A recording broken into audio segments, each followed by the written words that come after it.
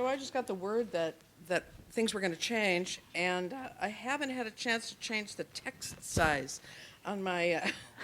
So I'm just going to hum along here. And speaking of humming, I want some bonus points for talking about harmonic convergence because I came away, yesterday not only feeling like Claire's 6, but feeling like the stars were aligning, like the universe was humming, and I feel like this is a historic time when disparate elements come together. We're combining, I think, for big change, and those of you who know me know I like a big change. We may not agree on the answers, right? But I think yesterday we had a speaker who talked about Thomas Pynchon saying right now we seem to be asking the right questions. Hooray. So I think that's the first important step, and so did Thomas Pynchon and our earlier speaker. And we've talked a lot about system change. We've talked about national and local system change, systems that promote health and opportunity. Some folks like to stay at that level. So here's a provocation alert because I was told to be provocative, and again, for those of you who know me, you know how difficult that is for me. So some people say that there can be no progress unless there's system change, and that's certainly true. I was looking at an article written by Alan Johnson who said, in relation to poverty as a social problem, welfare and other such systems are like doctors who keep giving bleeding patients transfusions without repairing the wounds. And he goes on to say that if we want to understand where poverty comes from, what makes it such a stubborn feature of social life, we have to begin with the simple sociological fact that patterns of inequality result as much from how our social systems are organized as they do from the individuals who participate in them. So then we have another provocation alert. There are those who move on to the individual level, and we have seen a lot of these people on Fox News, for example. But they're, again, in the extreme provocation harmonic convergence theme. We have people who, although they express that individual responsibility and individual learning piece in very different ways, agree that there is some skill building that needs to happen with individuals in order to take advantage of what the social system actually allows them in terms of opportunities. So I will quote somebody you may recognize, Bill O'Reilly. And he says, in this country you can succeed if you get educated and work hard, period. He goes on to say that the true causes of poverty include poor education, addiction, irresponsible behavior, and laziness. And we've all heard that, right? I mean, we've heard about the deserving poor and the not so deserving poor. But you also heard from the Harvard Center on the Developing Child the fact that we do have to help build a system and individual skills that support the ability to take advantage of opportunities. And Harvard goes on to say, just as an air traffic control system at a busy airport safely manages the arrivals and the departures of many aircraft, the brain needs this skill set to filter distractions, prioritize, set, and achieve goals and control impulses. Okay, and they say when children have the opportunities, just like you saw, and that's a dandy little video, hey, then we all benefit. So like many of us, our next speaker believes that change has to come at both the system and the individual level. And also following our harmonic convergence theme, who appears, I don't know, what was it, 8 months ago, maybe, 10 months ago, on the horizon. And I'm going to embarrass him here, but I truly feel this way. A man who has that constellation of courage, skills, talents, and abilities to help us coalesce around, ask the right question, and go out there and seek answers. So I'm going to be introducing you to Dr. Reginald Richardson, Deputy Director of Department of Human Services here in Oregon. He came to us as the Director of Self-Sufficiency Programs in June of 2015. He has all the right stuff, He came to us from, he came to DHS from the Family Institute at Northwestern University in Illinois, where he was vice president for evaluation, data, thank you, clinical services, thank you. He also served as a lecturer in at the Northwestern Center for Applied Psychological Family Studies. He's taught at the undergraduate, graduate, and doctoral levels, and yet I can still understand him, which I think is really a good sign. He's authored several publications, many of which I speed read just recently, and again, what? Well, there's one, yeah, but you have comments elsewhere. I tracked you down. I read your LinkedIn.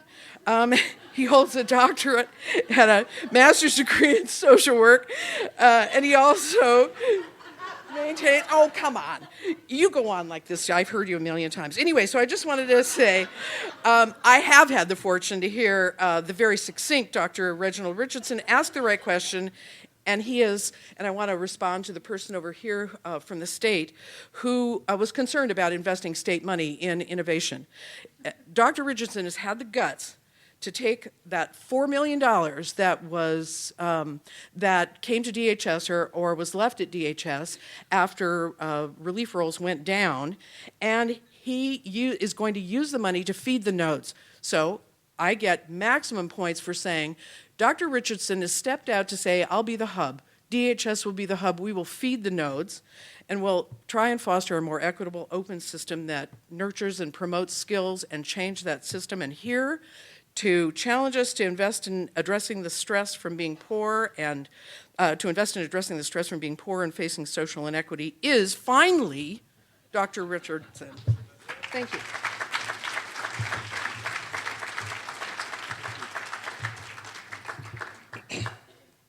Thank you, Martha. How do you live up to that? So I'm a little concerned that Peter sent someone up to ask me if I plan to use my PowerPoint. Yes, thank God. Okay. So the longest time there is standing, waiting to be able to address such an audience as this. So as you've heard, I'm Dr. Reginald Richardson. I'm fairly new to Oregon. I came here in June to do anti-poverty programming as the director of the Office of Self-Sufficiency, and did that until about 4 weeks ago when the governor appointed Director Psyche as our director for DHS, and he appointed me the next day as deputy director, and then 2 days later we made some significant personnel changes within DHS, and I'm now not only the deputy director, but I'm also the interim child welfare director. I'm the director of self-sufficiency and child welfare field services. So I really have 3 full-time jobs. We are in a heavy recruitment, so I just want to take an opportunity now. Everywhere I go, including to the grocery store, to the gas station, I'm looking for a child welfare director. If you know children, I'd love to talk to you. Well, thank you for the opportunity to come. Denise actually took much of what I wanted to talk about in terms of executive functioning. I am a clinician by training, inclination, and so I want to kind of talk about executive function in terms of how I came to understand it in my clinical work, and now as my work within the state government. So I use this. You would think I've never been in a classroom. Thank you. So I'm not, I would say, an expert in executive functioning. I have, however, worked with a number of clients, mostly couples in public housing in Chicago, while they were undergoing a pretty significant transition in their lives when we decided, we meaning the city of Chicago, so that's the Chicago we, decided to really relocate hundreds of people out of their homes into other areas while the housing developments would be brought down. And so I worked in the housing development with my students doing a lot of social work therapy with couples primarily. That was my area, and that was the class that I was teaching. So we did a lot of that work. So we were working with our couples who were really struggling in a under-resourced kind of community, and all of the impacts of what it means to be under-resourced. And so when you are under-resourced, as we've already talked about, it impacts the development of executive functioning. And so in order to help people achieve their stated goals, we had to become more aware of what it means, this idea of executive functioning. So that's really where I'm going to come from, this perspective. I should make the point that when we talk about executive functioning, it's not sort of the thing we have or don't have. Everybody has the part of their brain that's responsible for these higher order activities, and we all do them, some very well, while we do others not well, and vice versa. And so it's really on a continuum, and that's how we ought to think about it. All of us have parts of our brains in which we could do better or worse given whatever the circumstance we might be facing in terms of that mental process. I first became familiar with EF, executive functioning, really trying to understand how do you work with couples who are facing tremendous stress in their lives, and then as they're trying to put together relationships and families at the same time. More often, the impetus for a family coming into services was really by a wife saying, I can't really do this anymore. We need some help. Rarely did I have the privilege of having the guy who's in the relationship come to our office and say, I really am unable to meet my wife's emotional needs, and I really want some help working on it. Actually, I've been working with couples for about 20 years, and I've yet to have that experience. I'm looking forward to being able to do that. So meeting my emotional needs, more often than not, again, the idea of their partner either being unable or unwilling. More times than not, it turned out to be really unable, and so we could teach people how to kind of meet the emotional needs. Okay? So the story would be unable to make romantic plans. There's no liaison. There's nothing that's happening in terms of what you used to do for me when we were starting our relationship. None of those things are happening. That he would be unable to be on time for anything was a complaint. Now, you have to understand the context. I'm telling you, we're in public housing with communities of very low income, but these are some of the issues that we're working with, which is pretty a normal kind of middle-class experience, right? So we have this experience in this place as well. So him being unable to be on time for anything, being non-communicative. We know that couples usually break up for 3 reasons, primarily. One is the lack of effective communication. The second being some issues related to their ability to work around issues with money, and then some type of sexual issue as well. But when you really unpack all of that, it's about communication. So being non-communicative was a real issue, particularly as you bring kids into the relationship. So things like, well, how was your day? Okay. I don't know if any of you have had that experience, but I was sharing this with my wife, and she said, why are you telling them about you? I might talk to her when I get home. So what did you do? Not much. Why don't you ever tell me that you love me? Because you absolutely know that I do, right? I don't do that part. The other two, I'm guilty. So what was the good news about this is that we could help people understand the why of this non-communication and other things, because it really had to do about the brain. mostly. So it was the neurobiological processes that were really getting in the way of these men being fully authentic and available to their partners. And as you might look at the man's brain, so if we were to take, I won't do that. Right, exactly.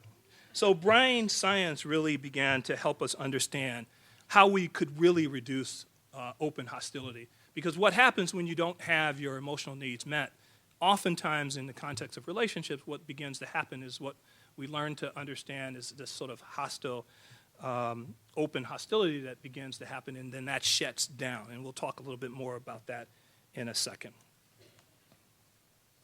So when we talk specifically about executive functioning, it involves the frontal cortex of our brains. Most people will talk about executive functioning as having two primary areas of organization and regulation, which I think you can imagine why it's important to think about that in the couple relationships that I'm kind of using as our example, but also with the clients that you're working with every day. Executive functioning is responsible for helping us to manage important things like getting places on time. Clients don't come to our offices on time, right? Well, why is that? We could easily make lots of suggestions about why they don't do that, but if we begin to think about, are there other explanations that gets in the way, perhaps it might be helpful to understand how we might change our programming. The ability to pay attention, to be able to switch focus, to plan and to be organized, to remember details, to avoid saying and doing the wrong thing. I struggle with that all the time still. That's the underdeveloped part of my executive functioning area. Do things based on your experience, to be able to generalize from one experience to the next experience. You've worked, I'm sure, with clients where you have taught a particular skill or you've had conversations around particular issues, and lo and behold, something comes up that's kind of like it, that you would expect that they would be able to use the experience that we just had. Well, sometimes if we have an underdeveloped executive functioning areas, it explains why that becomes an issue. Our ability to manage relationships, and for us to even to become self-sufficient as well. So after about 20 years, what have my couples taught me relative to executive functioning? That again, angry and hostile feedback produces stress. I should tell you that this is a magic board, and although you might see misspellings or misuse of words up here, something magically happens when it's projected on the screen. It becomes automatically correct. So you won't have to tell me if you find anything that might be incorrect, because magically it gets corrected. You with me? Okay, can you at least smile? Because some of you are really scaring me. Thank you. Speaking of increased stress, which then decreases executive functioning. So we see that every day with the clients and participants that we work with within our programs. And unfortunately, these factors become even worse when we think about it in the context of children. That executive function is further impacted by exposure to trauma. The previous speaker talked about in the YouTube video how trauma and some of the toxic stress can be cumulative. So when you have trauma and stress and substance misuse or mental health or some of the other issues, and particularly what's important to us today is poverty and how poverty gets in the way of all of these, not only the development of executive functioning, but as we fight through, as the child fights through in development and develops the executive functioning areas of their brain, the continue to be able to use them and have access to them becomes impaired by the effects of poverty. Chronic stress of living in poverty impairs problem-solving skills, goal setting, and the thing that we wring our hands a lot is motivation. Why can't you just decide to do it better, right? Motivation has to be intrinsic for change to occur. And when we have these chronic and toxic stressors, they get in the way of the ability of a person to find intrinsic motivation to make the kind of change that we are championing and wanting them to make. Stress can overwhelm the limbic system. So even when a person wants to get mobilized to do something, it is something about them that stops them from being able to do that. And part of the reason that that happens is because of what's happening with brain chemistry. It's not just depression. It's not just a limited amount of dopamine or serotonin. It's also what happens to the structure of the brain when this happens time and time again. Okay? And we find out that this kind of toxic and chronic stress will result in extreme emotional reactions, sometimes in very negative ways. And so I want to show you really quickly a 30-second video clip of an example of what can happen when a person becomes overwhelmed by some of the things that might happen.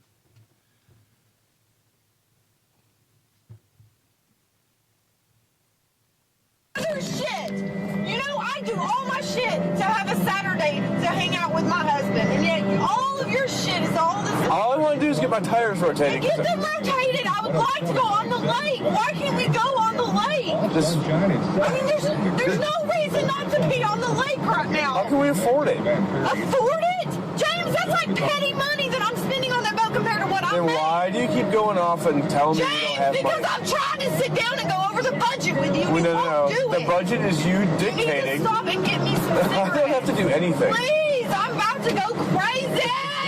You already Please, have. James. I mean, shit. Please. I haven't done anything with you. Go straight. Let me get cigarettes. Peter, we can stop All there. over a pack of cigarettes. That's what this Just revolves. So this is a husband who decided to record his wife sort of having a temper tantrum, becoming completely overwhelmed, what seems to be something that doesn't make any sense, right? But when you take the chronic stress that the person's on, if you understand what's really happening with this person, you can begin to understand how this could happen. Now, James is claiming that he's done nothing wrong. Well, do you think the recording of his wife in that state was helpful in terms of effective problem solving? Right? Yes, and then putting it on YouTube, right, exactly. So really the point that I want to use through my couples is how does that impact the work that we do with our participants now? It's same. It's same. So what kind of programming, what do our programs look like that enhance and support a person's ability to use what is their best side, things to develop in terms of executive functioning, or do we play to the side of them, to the part of them that's underdeveloped? Now, I know your group does exactly the perfect programming. You program in such a way that you are always aware of executive functioning issues. You assess for it, you talk about it, you do skill building. I know this group, but there's other groups that I've gone to. Not here. Matter of fact, not even in Oregon. When I was in Illinois, okay. I'll stop pandering. All right, so poverty research and executive functioning. Chronic stress as a result of low-income experiences, always having to be on to do the simplest transactions, how difficult that can be. The issue of equity, discrimination, and all that means to be in impoverished situations. Exposure to stressful and dangerous neighborhoods. Suppressed IQ because of the stress that happens. The inability to have effective mental health and physical health becomes issues as well, which results in poor educational outcomes, the exact thing that we're working against. But this becomes a variable that we don't take into consideration when we look at maybe what's happening with our interventions. Have we looked at how executive function impacts? We know that executive function under chronic stress and poverty hinders childhood achievement. And here in Oregon, we're struggling with that every day. It creates deficits in language. And we know that language is a protective factor for children. The ability to speak in ways that will get an adult to attend to their needs. So yet you have a child that's under tremendous stress of being in poverty, and so the key protective factor, the ability to articulate your needs, becomes hampered even more. A cumulative effect. So it makes folks highly susceptible to these negative outcomes. So some of our programs, including some of the programs that I run, we're not getting it done right. That's going to change, but right now we're not getting it done right. And for me, I have to say that the notion of self-sufficiency, having an office of self-sufficiency, I hate that. I hate the idea that we're trying to promote self-sufficiency. One, because I don't know what the hell it is.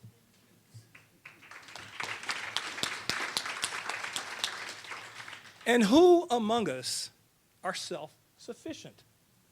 Should that really be our goal, to be self-sufficient? Aren't we interdependent? Okay, whatever. All right, self-sufficiency. So we're going to make changes there. But I think the outcome for our notion of what self-sufficiency is all wrong. And we'll talk about that more in a second. The other thing I think we do is that we engage folks to do critical things and complex things, particularly around decision-making, when they're least prepared to do it. We ask folks to come in, and sometimes we might even go to their homes, and we try to engage them to do things without really setting the stage for what their capacity is. What's the bandwidth? So we find them depleted in terms of their resources, and then we use words like they're resistant or hostile or whatever else it might be. But it's really program design. Y'all with me? Okay, because I really would like if you would just smile just a little bit. I can't really see you, but I can see that you're not smiling, and some of you that I can see, you're looking like, I need you to stop right now.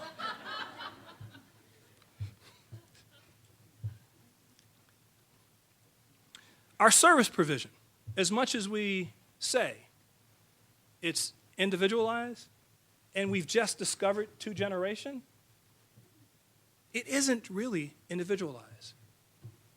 Because individualized services would say, particularly in my area, we would fund people based on what their needs are, not what their eligibility is.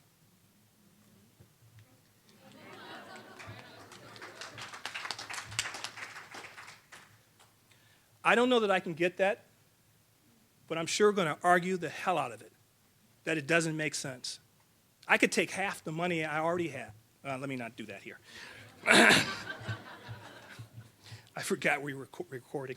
Okay. Anywho, I know that you heard BJ yesterday talk about the safety net. And I agree, the safety net isn't real safe anymore. In the area of TANF, for example, when was the last time we looked at increases to that program to get cash into homes? Yeah. So we don't really have a safety net for people. TANF, the program I was responsible for, actually keeps people in poverty. It keeps people poor. Unexcusable. But we take the federal money and we wring our hands because they make us do things, but we could tell them that we don't want the money. We could do it ourselves. We could fund things locally where the difference can really be made anyway. I'm going to get fired. That's okay.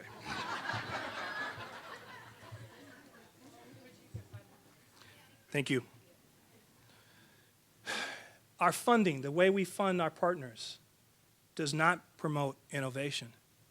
It promotes the check of the box. It promotes the accountability mostly, but it doesn't promote innovation when we really know how we could be doing this differently. But we're going to change that. So I was going to say, what would a successful program look like? So I said, no. What would a better program look like? Because we're still learning and we're still striving. So I would say the right outcome, I told you, isn't self-sufficiency.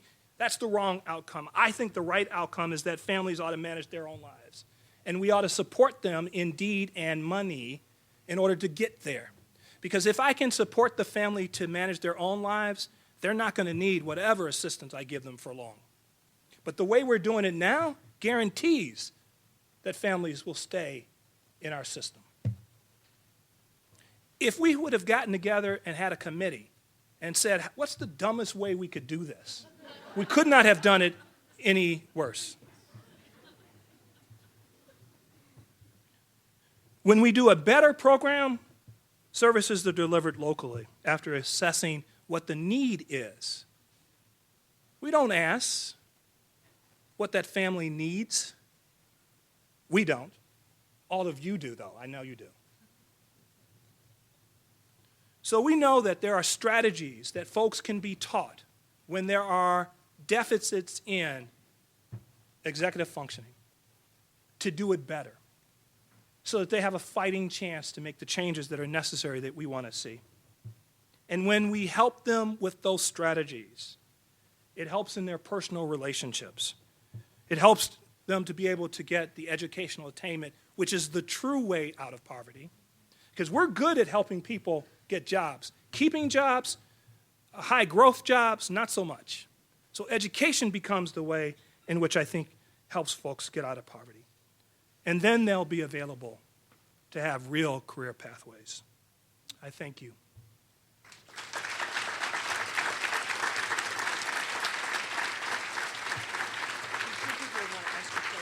Okay. So we're going to break into small group again for about 10 minutes. Let's do a little reflecting and digesting of Dr. Richardson's comments, and then Martha will bring us back for a few questions.